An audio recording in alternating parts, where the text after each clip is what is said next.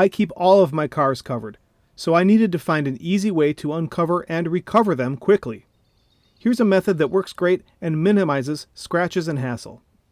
Starting from the back corner, work your way around the car and pull the cover up over the bumpers.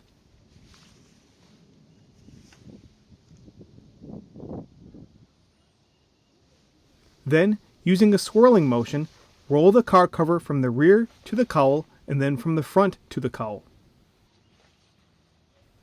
Roll the car cover across the cowl, finishing at the mirror pocket. Gather up the car cover so the mirror pocket is facing up. Store the car cover in the same orientation as you removed it, with the mirror pocket facing up. That way, when you remove it, you know which way to unroll it. Starting at the mirror pocket, hook the car cover on the mirror and roll it across the cowl. Locate the other mirror pocket and hook it on the opposite side mirror.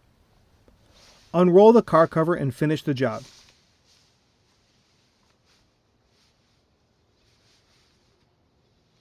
That's it. This saves me lots of time and frustration when using a car cover. Even if my family and my neighbors think I'm a little nuts for using a car cover on a beat-up old Fox body.